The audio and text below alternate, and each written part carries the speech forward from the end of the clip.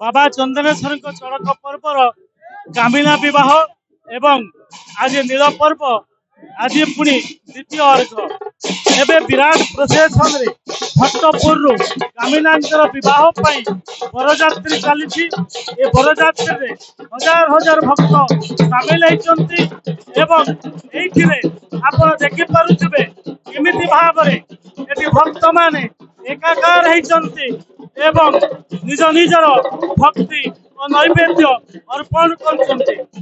सहित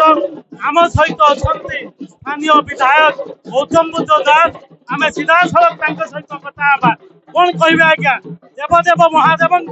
आज कामिना बह आज नील पर्व आज द्वितीय अर्घरे एभली एक भव्य उत्सव कौन कहे बाबद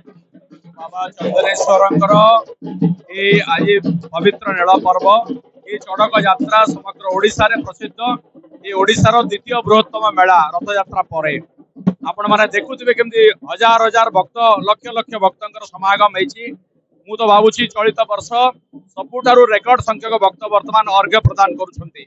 ये शह शह वर्षर परंपरा आम भोगराई माटी सबु देव देवी जो समागम रही से बाबा चंदनेश्वर यही पर्व को पालन करने ओडिशार विभिन्न प्रांतरू ओडिशा बाहर पश्चिम बंगरू झारखंड रु बिहार रु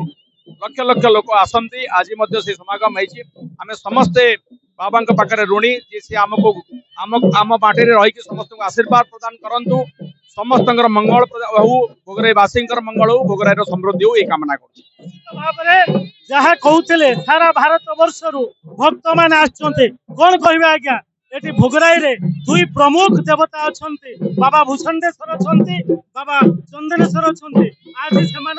कामिना बह एवं नील पर्व प्रथम तो मुझे माध्यम सारा भोगराईवासी सारा बालेश्वरवासी सारा ओडिशावासी को हार्दिक अभिनंदन करी शुभकामना करी चड़क पर्व उपलक्षे आप निजे देखुं लक्ष लक्ष भक्त एठार समागम होती ये केवल आम भोगराई नुहे सारा ओडिशा रे किंबा सारा भारत वर्ष एठार 5 लाख रु ऊर्ध्व भक्त सब समागम होती ये बोधे भारत वर्ष गोटे बड़ शिव भक्त सम्मिलन बोली कहुपे तेणु आम समस्ते गर्व अनुभव करिया उचित एवं समस्ते साहाय्य सहयोग करिया उचित आम मंदिर प्रशासन को किपरि पर्व सुरुखुर पालित हो एवं आम समस्त चेष्टा रहा दरकार आम सांबादिक बंधु मान चेष्टा रहा दरकार केवल सारा भारत में पर्व विदित हो एवं सारा भारत विभिन्न प्रदेश लोक आसी आम चंदनेश्वर बाबा महादेव आशीर्वाद समग्र भारत वर्षर एठी भक्त माने आसी रुंड होइछन्ते कौन कहिबे आज बाबांकर कामिना विवाह उत्सव विराट पटुआ कौन कहिबे देखो तो ये ओडिशार सर्वबृहत मेला चड़क मेला ये मेला को बाबांकर भक्ति लक्ष लक्ष आज श्रद्धालु आज एठारे पहुंची एवं जो पारंपरिक रीतिनीति अनुसार आज कामिना विवाह संपन्न होउछि एही अवसर रे आमे